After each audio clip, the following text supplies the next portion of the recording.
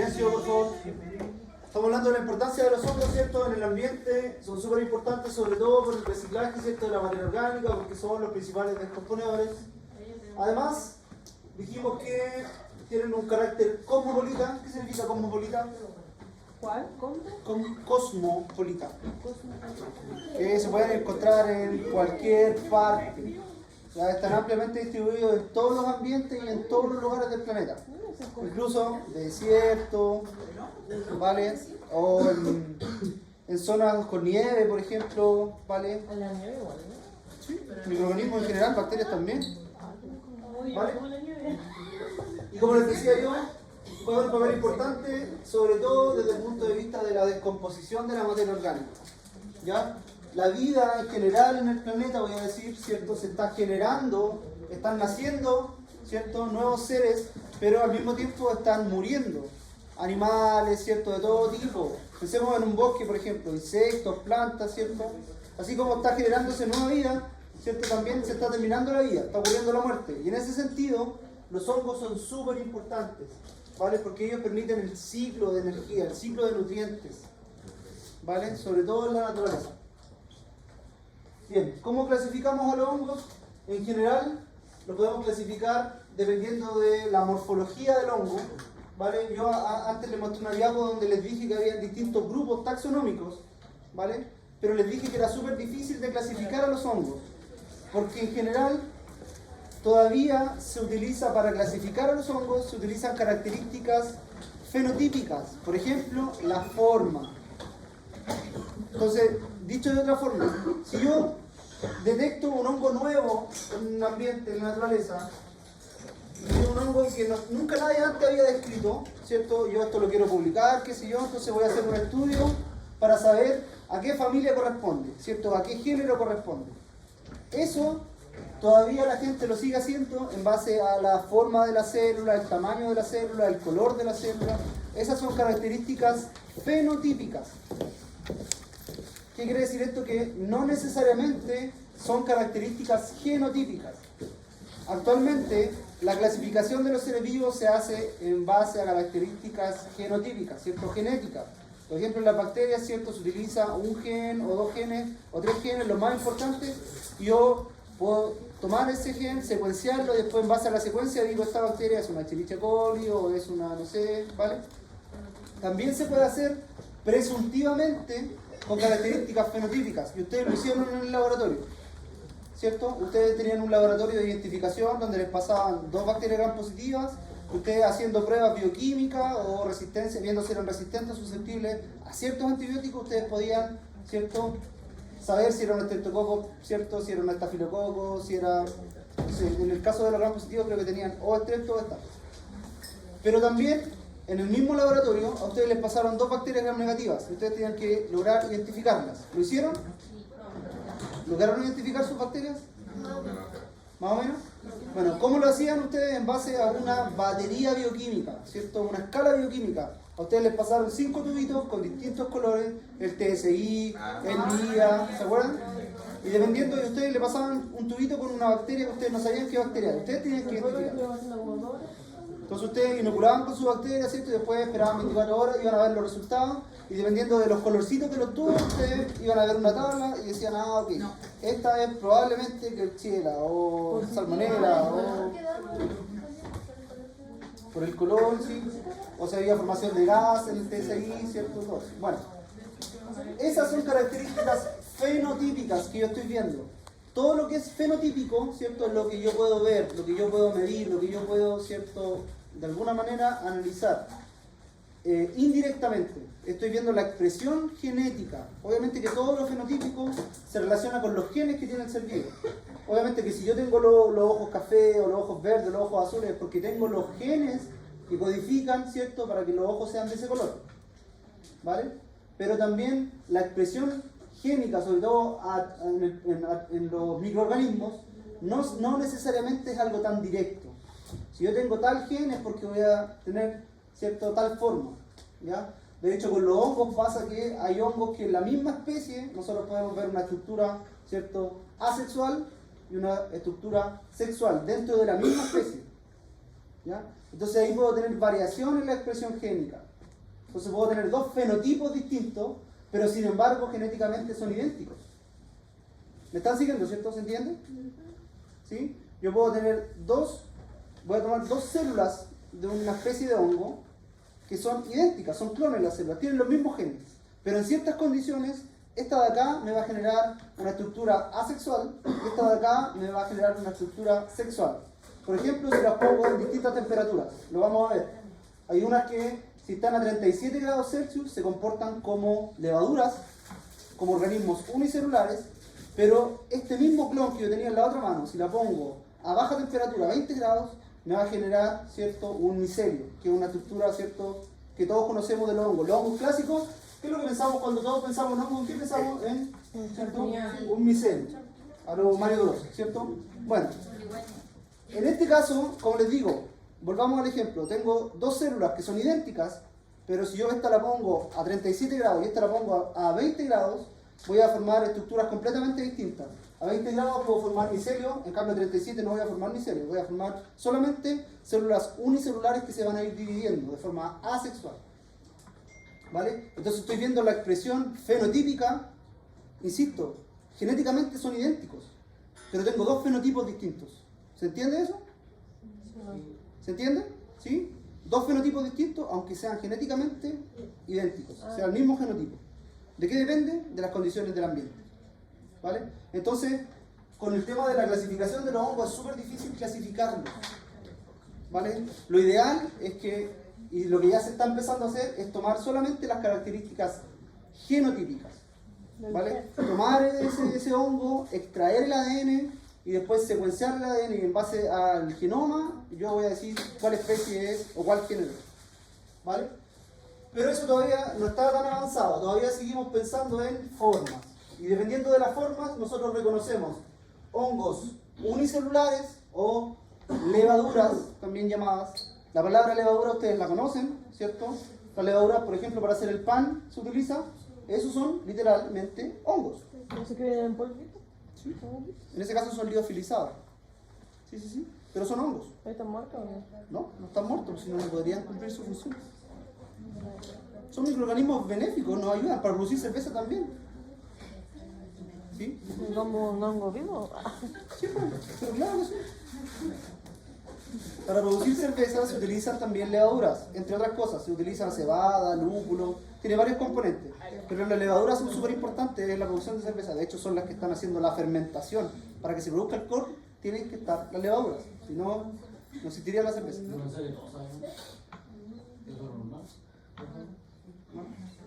Quizás no están de conocimiento común. Es que uno lo sabe, pero si lo piensa, no, como que no. Eso.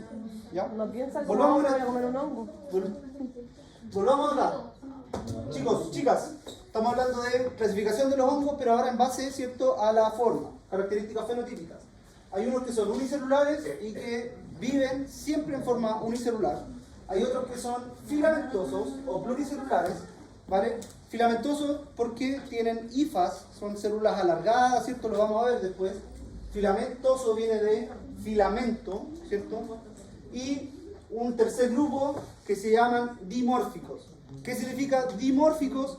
Que tienen pueden tener los dos casos anteriores. Pueden ser, como les decía yo, ¿cierto?, unicelular, comportarse como unicelular en algunas condiciones o comportarse como pluricelular en otras condiciones. ¿Ya? Entonces vamos a ir en orden. Primero, las levaduras, ¿cierto? Cuando uno las ve al microscopio, la verdad es que estas son muy parecidas a bacterias. Y a veces cuesta mucho diferenciarlas. Incluso a nivel del tamaño de las células, son parecidas a las bacterias. Miren, ahí está el rango. Entre 3 a 10 micrómetros. Cuando hablábamos de bacterias decíamos que ¿cuál es el tamaño promedio de una bacteria? ¿Cuánto medía la Escherichia coli? ¿Sí? Por ahí, 2, 3 micrómetros. Estamos hablando de la misma unidad de medida. ¿Vale? Algunos estafilococos también miden 2 micrómetros. Entonces, si uno toma una muestra de una levadura y las mira al microscopio, ¿cierto? Cuesta mucho distinguir a veces entre bacterias y levadura. En este caso, organismos unicelulares. Como les decía, cada uno de estos es, ¿cierto?, un organismo independiente. ¿Cierto? Son unicelulares. Y cuando uno lo hace crecer en placa, también se parecen mucho, las colonias que se forman, ¿cierto? Cada uno de esos puntitos es una colonia. Las colonias que se forman también se parecen mucho a las colonias bacterianas, ¿vale? Así que estos son los más parecidos a las bacterias que hay.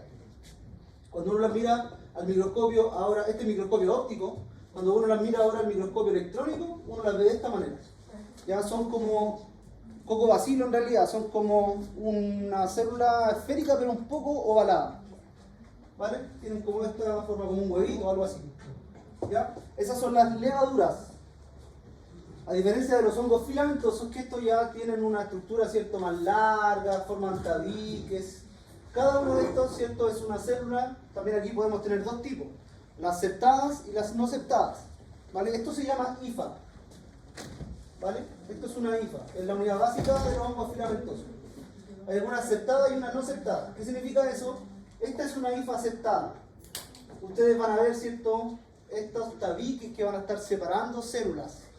En cambio, en las hifas no septadas, ¿cierto?, aquí nosotros podemos ver varios núcleos, sin embargo no vemos tabiques que estén separando una célula de la otra. En el fondo es como una célula, ¿cierto?, ramificada, con varios núcleos, pero sin este límite que esté separando. ¿Se entiende? ¿Sí? ¿Más o menos? ¿Sí? Esa es la diferencia. Aquí tenemos los dos tipos de hongos filamentosos, ¿ya? Los tabicados y los no tabicados, o septados, también es lo mismo, decir tabicado, septado es sinónimo. Lo mismo les muestro en esta diapositiva, ¿vale? Esta es una hifa no septada, cenocítica también se les llama, ¿vale? Y eso que ustedes ven ahí en color azul, esos puntitos, ¿cierto? Lo que nos está indicando es que son núcleos. Entonces en el fondo es como si tuviera una célula, ¿cierto?, multinuclear. Y lo que ocurre es que cuando se va generando, cuando esta hifa empieza a crecer, lo que ocurre es que, ¿cierto?, se duplica el material genético, pero no hay una separación, ¿cierto?, definitiva de las células. Por eso es que crecen de esa manera. Acuérdense que en el núcleo está el material genético, ¿cierto? En cambio, las que están arriba, ¿cierto?, esta es una hifa septada, de las más comunes, donde, ¿cierto?, aquí cada célula tiene un núcleo, ¿cierto? Claro, es como si hubiesen habido varias células, ¿cierto? Hubo división celular, pero no lograron separarse. ¿Vale? Esas son las hifas septadas versus no septadas. Estas aparecen en los hongos filamentosos. ¿Ya? ¿Cenocítica es lo mismo que no aceptado? ¿O por qué sale aquí cenocítica? Cenocítica significa no septada, ¿sí? Es sinónimo. O no tabicada. ¿Vale? Entonces, por ejemplo, pregunta de cátedra. ¿Una levadura puede generar una hifa septada? ¿Qué creen ustedes? No, ¿cierto? Porque dijimos que las levaduras eran unicelulares como las que veíamos acá, ¿cierto? Que voy a volver a la diapo de más atrás, ¿cierto? En este caso, en esta clasificación, según la forma, las levaduras, ¿cierto?, están arriba en un grupo distinto de los hongos filamentosos. Las levaduras solo crecen, ¿cierto?, como unicelulares. Aquí está lo que yo les decía, ¿cierto?, los micelios. ¿Qué son los micelios? Son simplemente conjuntos de hifas. Muchas hifas. Si nosotros tuviéramos un microscopio, ¿cierto?, y pudiésemos tomar un micelio, cortarlo delgadito, ¿cierto?, y mirarlo al microscopio, o a la lupa incluso, nosotros veríamos todos estos como pelillos que están formando el micelio. Cada uno de esos pelillos, ¿cierto?, son hifas, que se ven de esta manera en el fondo. Hifas, ahí está escrito, ¿cierto?, con H. Cada uno de estos como pelillos son una hifa, ¿vale? Y en conjunto forman esta estructura que en algunos casos pueden ser súper grandes, ¿vale? ¿Cierto? En el bosque ustedes han visto de repente hongos grandes, hay de distintos tamaños obviamente. Hay unos que son chiquititos. Los mohos también son un tipo de hongo, los vamos a ver después, ¿ya? Pero en este caso estamos hablando de estructuras grandes. Pueden llegar a ser realmente grandes, ¿vale? Pero están formados por hifas. Ahora, también en esta diapo aparece la diferencia entre el micelio aéreo, ¿cierto?, versus el micelio reproductivo. ¿Cuál es la diferencia? Las que crecen en la superficie, ¿cierto?, todo esto que es aéreo, normalmente tienen las células reproductivas. Cuando vemos una estructura de este tipo es porque estamos hablando, ¿cierto?, de un hongo que está reproduciéndose de forma sexual, ¿vale? Esta estructura en los micelios después van a liberar las esporas y va a ocurrir un tipo de reproducción sexual. ¿Ya? Y en cambio, ¿cierto? Toda esta zona que está aquí abajo se le llama, ¿cierto?, la parte del micelio vegetativo, que es el que se encarga principalmente de la absorción de los nutrientes. Es como las raíces de los árboles, ¿vale? Es algo muy parecido, para que se hagan como la analogía. Sí, está el reproductivo, el aéreo es el reproductivo. ¿Vale? ¿Qué más podemos reconocer en hongos pluricelulares? Aquí está lo mismo, ¿cierto? Pero en este caso estamos hablando, ¿cierto?, de esporangios, que son las estructuras donde vamos a encontrar gran cantidad de esporas, principalmente, bueno, en algunos casos puede haber una sola espora, pero lo común es que haya muchas esporas en estas estructuras que se llaman esporangios. ¿Vale? Entonces en ese caso estamos hablando de la estructura reproductiva del hongo. ¿Ya? Todo lo que está acá abajo, ¿cierto?, o sumergido, es lo que nosotros conocemos como, ¿cierto?, el micelio vegetativo. Que en el fondo lo que está ocurriendo ahí es, ¿cierto?, para poder vivir tienen que estar nutriéndose, ¿cierto?, recolectando los nutrientes y el agua también. El agua es súper importante. Para que haya vida tiene que haber necesariamente agua. Dicho de otra manera, si no hay agua, no hay vida. Por eso cuando se busca como vida en otro planeta, lo primero que tienen que buscar es agua. Si no hay agua es porque no hay vida.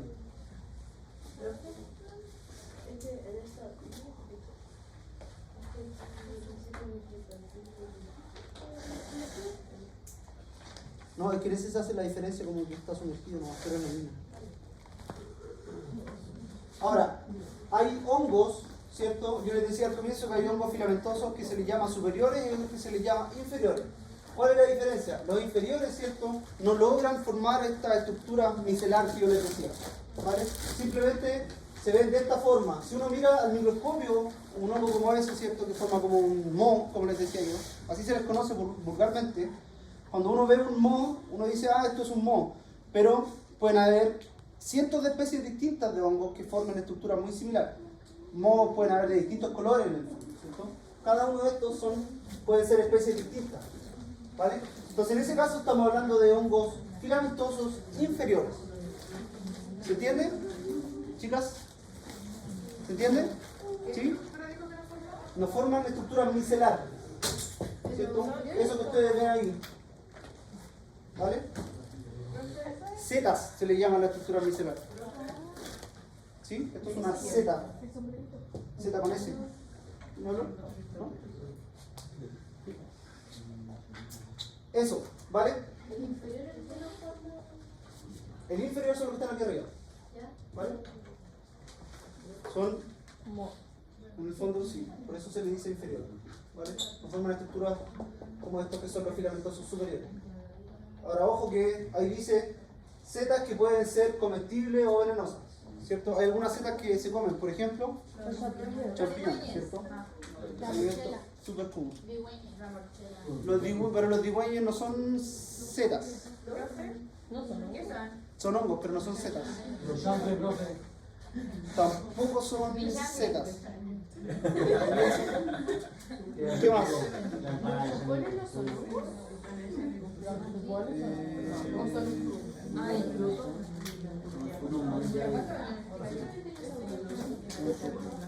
¿Ya? ¿Cierto? Pero en el fondo estamos hablando de estructuras de este tipo, ¿cierto? Ahora, hay algunas que pueden ser venenosas, y hay algunas que se parecen mucho a otras que son comestibles. En Chile nosotros no tenemos tanta variedad de setas, pero hay países, sobre todo países más tropicales, que sé yo, donde hay más humedad, donde hay más variedad. Y hay algunas que son comestibles y otras que no son comestibles, y a veces entre ellas se parecen. Entonces igual es común que aparezcan pacientes, qué sé yo, ¿cierto?, por intoxicación por hongos, porque comieron la que no correspondía. Lo vamos a ver, porque los hongos producen toxinas. Al igual que cuando hablamos de las toxinas de las bacterias, también hay hongos, sobre todo los hongos patógenos producen micotoxinas. ¿Ya? Ahí está, entonces miren, si yo tomo, ¿cierto?, una muestra de un moho, de una placa, ¿cierto?, esto es una placa con medio cultivo, ¿cierto? Si yo tomo una muestra y la veo al microscopio óptico, ¿cierto?, yo voy a ver las hifas. Igual, ¿cierto?, ahí van a estar las hifas, estas estructuras alargadas que yo les decía. ¿Vale? También es súper fácil de criar hongos en la cocina si uno deja, ¿cierto?, un trozo de pan por algunos días. ¿Vale? o una taza de claro, de té o alimento en general, se quedan ahí, qué sé yo, por 3 días, 4 días y aparecen los honguitos. Súper fácil, ¿cierto? Están en los limones, frutos también. Claro que sí. O están en el fruto, vienen ahí, pero no han crecido porque no estaban las condiciones. ¿Qué sé yo? Cuando, por ejemplo, si hay un fruto que obviamente que no está partido y se está lavado, no va a crecer probablemente en harto tiempo. Pero si el fruto se partió y no se lavó, van a pasar 3 días y van a ver hongos seguros. Ahí vemos macetas. Esto igual hay de distintos colores, tamaños. Y lo último, dentro de la clasificación de los hongos,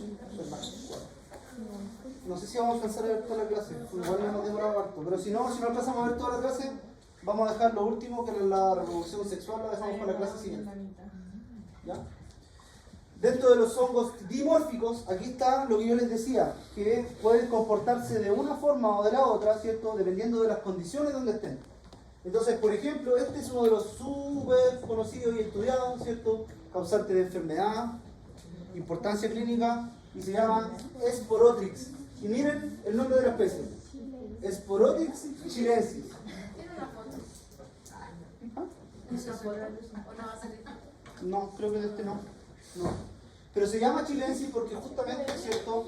Fue aislado, ¿cierto? Fue descrito aquí en Chile por científicos chilenos, ¿vale? Hay otras especies dentro del género que tienen otros nombres, obviamente.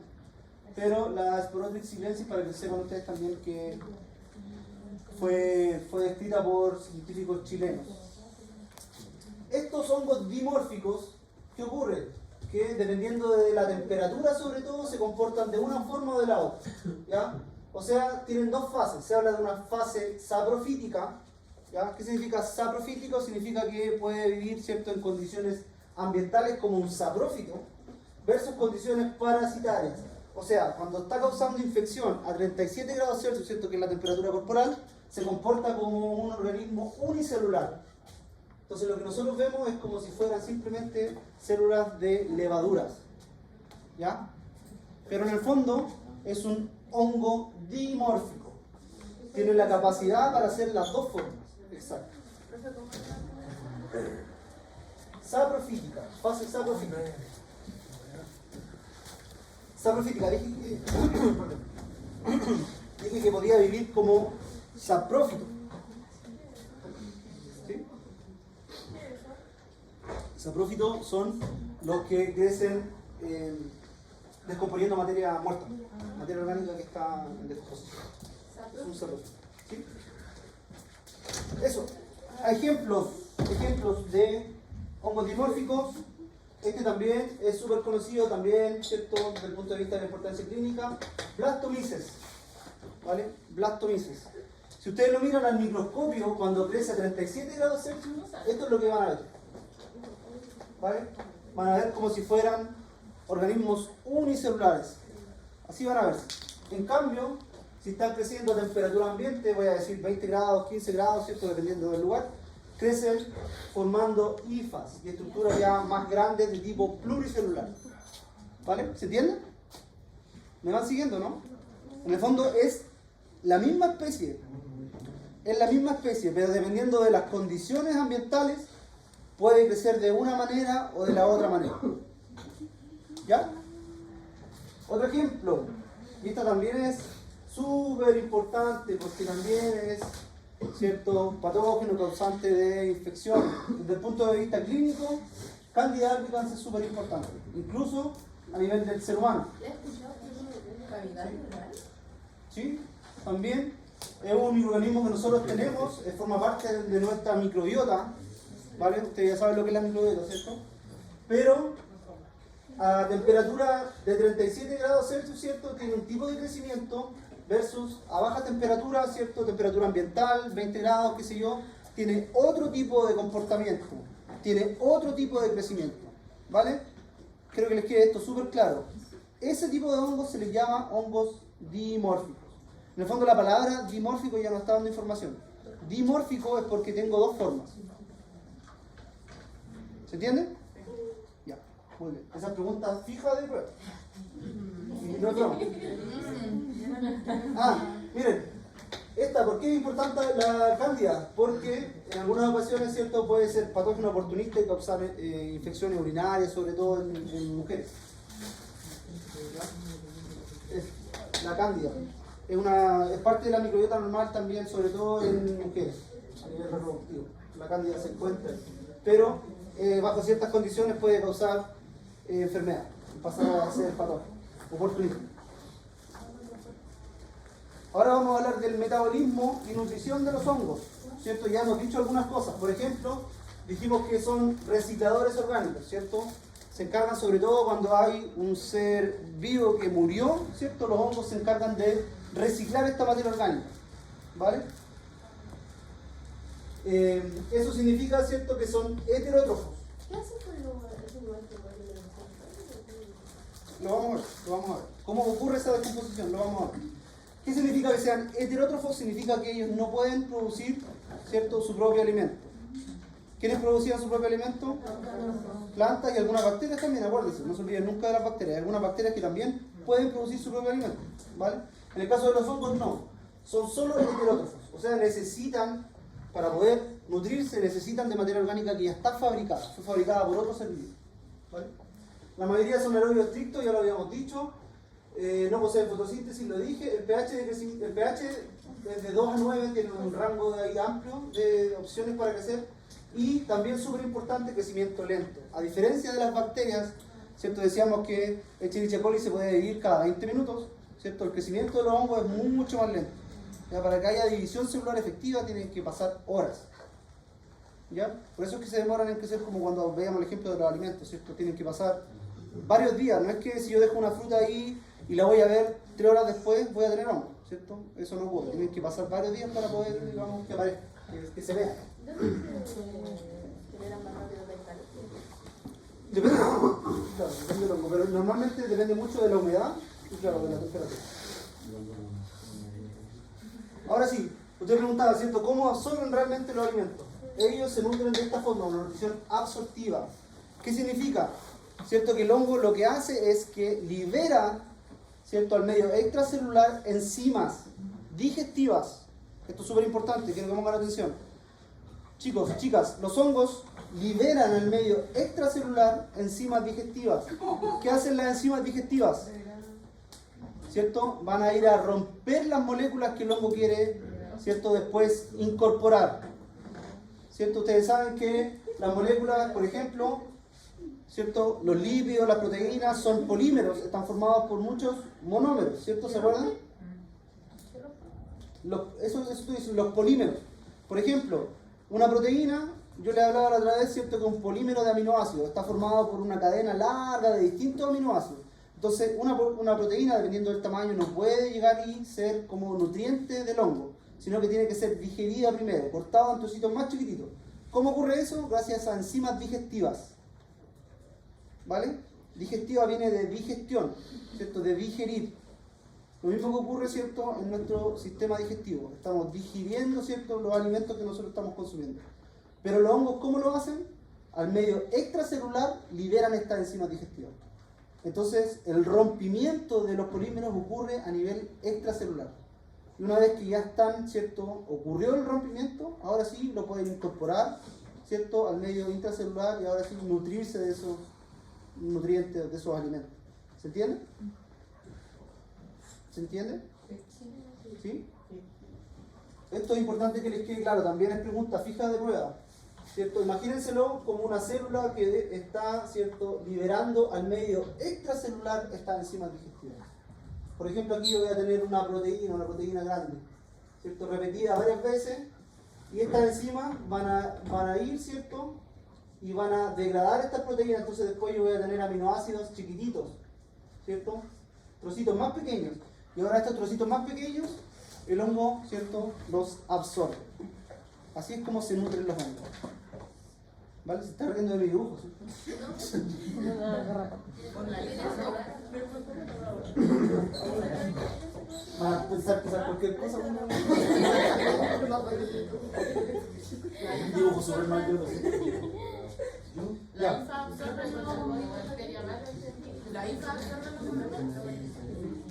Sí, los alimentos no sé si ponerlo como un monómero, yo lo pondría como alimentos ya digeridos, nutrientes. ¿Sí? Ya no una cadena, ¿cierto?, de larga de aminoácidos, ¿cierto?, porque necesita carbono, por ejemplo, el hombre. ¿Cierto? El carbono, ¿de dónde lo obtiene esa fuente de carbono? Puede ser de carbohidratos, puede ser, ¿cierto?, como azúcares, puede ser lípidos, proteínas, qué sé yo. Pero tiene que primero digerirlo a nivel extracelular y después incorporarlo. Aquí está, miren, como fuente de carbono, ¿cierto? El principal alimento y la principal fuente de carbono de los hongos es de origen vegetal. ¿Ya? Pensemos, por ejemplo, en un bosque donde, ¿cierto?, murió un árbol, ¿cierto? El árbol cae, ahí empiezan a crecer estos hongos y empiezan a nutrirse. O sea, principal fuente de carbono son glúcidos de origen vegetal. ¿Ya? Además, casi todos los hongos utilizan glucosa como fuente de carbono y de energía. Y en general también pueden usar otros azúcares como maltosa, almidón, sacarosa y alcohol. ¿Ya? También como fuente de carbono. No es lo principal, insisto, lo principal son glúcidos de origen vegetal. ¿Ya? ¿Qué más?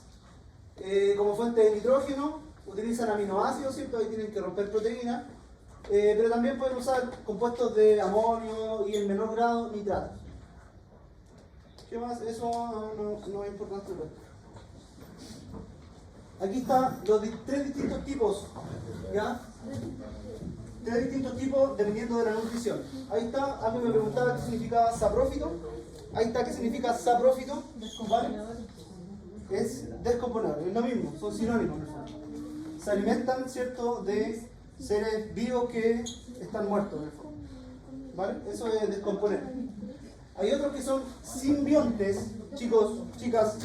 Lo último, necesito que pongan atención con esto, lo último y vamos terminando. Hay hongos que viven en una asociación con otros seres vivos. Y esos seres vivos pueden ser microorganismos o incluso pueden ser seres superiores. Por ejemplo, hay hongos que se llaman micorrizas y que, no sé si les suena la palabra, los micorrizas son hongos que viven asociadas a las raíces de algunas plantas en una asociación simbionte. Una asociación simbionte, ¿cierto? También lo vimos, es una asociación donde tenemos dos seres vivos, ¿cierto?, que están conviviendo y ambos se ven beneficiados. ¿Se acuerdan de eso? Otro ejemplo son el que no la escuché. ¿Qué me dijo? Una pregunta. ¿Qué gana la planta al tener los hongos? Le ayudan a la absorción de los nutrientes en las raíces. Sí. Sí, es muy buena la pregunta porque los hongos en el fondo se protegen. Sí. No son tan comunes, pero sí están en la naturaleza. Estas otras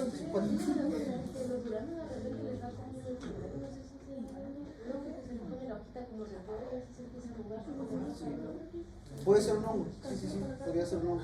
Pero también hay un virus que produce una enfermedad parecida.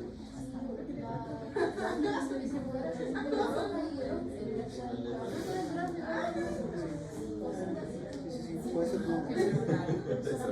Sí, creo que quiero saber cuál es el tomar la muestra, ¿no? Después de ver el laboratorio para verificar. Ya, chicos, chicas, lo último dije. Este que está acá es un ejemplo también de una asociación simbionte, pero se llaman líquenes. ¿Les suenan? Líquenes es una palabra súper común, ¿cierto? Los líquenes, en el fondo, es una asociación también, ¿ya?, entre plantas y hongos. ¿Vale? Y lo último. Cállense,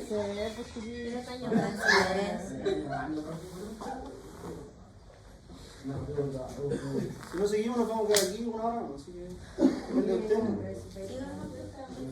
La última opción, hay hongos también que son parásitos. ¿Qué significa que sean parásitos? ¿Cierto? Es que necesitan de otro ser vivo para poder ellos vivir. ¿Vale? Aquí, como dice aquí, ¿cierto?, viven a expensas de un organismo al que causan enfermedad.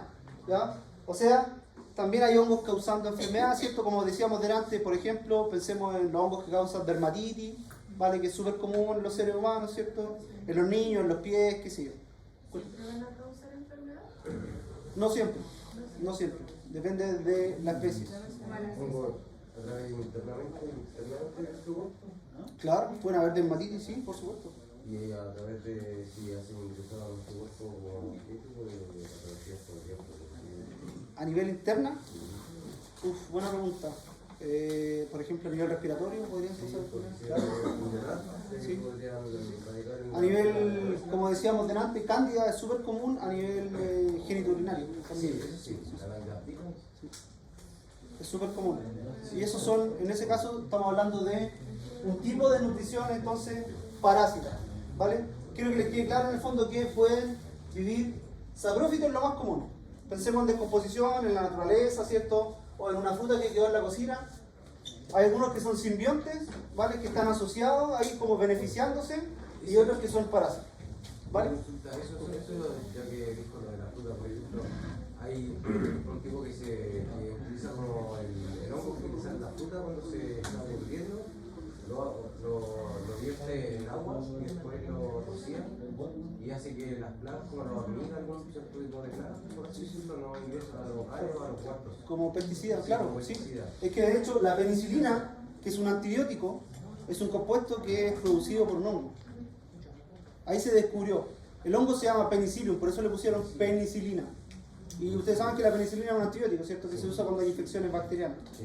Pues en ese caso es porque hay muchos antibióticos que están produciendo compuestos de este tipo, que se pueden utilizar como pesticidas naturales, en este caso, si es que, claro, insecticidas naturales. Es súper común también. Lo vamos a ver más adelante.